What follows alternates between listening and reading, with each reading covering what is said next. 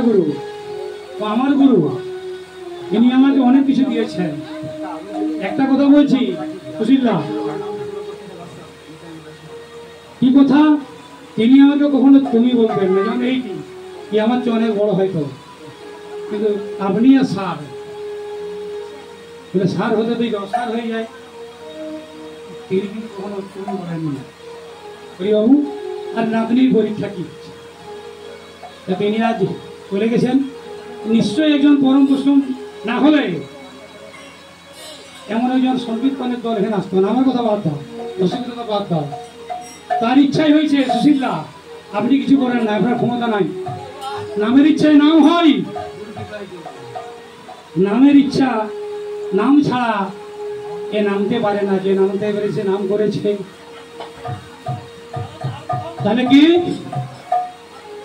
এনেছে নাম? নিতাই, নিতাই এনেছে নাম, তাই করি নাম, অহংকারে মত্ত হয়ে ভুলে গেছি নাম। সেই নামটাকে এনেছে কে? তা আমার পরম গুরু নির্মলবাবু, তার আত্মার শান্তি হোক। ওরা চাই যদি যখনই ডাকবেন সুশীলদা, তবে অনুষ্ঠানকে আমার একটু, যেমন ওনার জীবনে কিছু আমি লিখেছিলাম কালকে, ডকুমেন্টারি করার কথা ছিল একটা, যে যখন হবে একটা লীলাকে কিছু লিখেছি, এটা হলো না। যদি কোনোদিন সময় হয় আপনি ডাকবেন আগামী বছর 10 তারিখ পর্যন্ত, তো আমাকে ডাকলে রাত্রে ডাকবেন। এত গঞ্জ হতে আমি গান করি না। রসিক রসিক ভয় করে আমাকে ডাকতে, জিজ্ঞেস করি হ্যাঁ, দিনে কখনো নাম হয় না, নাম করে যাচ্ছি কিন্তু শুনে না কেউ, কিন্তু কানটা শুনছে।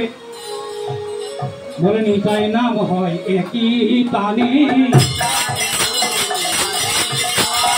যেমন কান তেমনি শুনে, তাই নাম হয় একই কানে।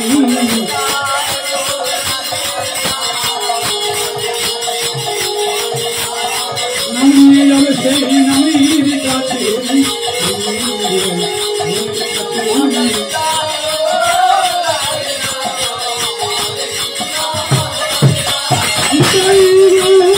নামে সঙ্গ হরে কৃষ্ণ হরে রাম,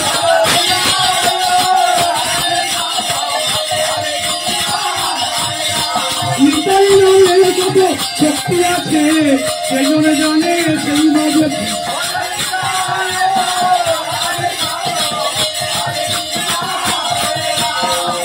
ঘোরাতে ঘোরাতে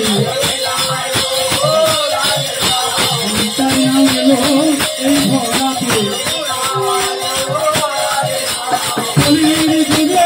পার করিতে দেখো নাম এসেছে কথা বলিতে,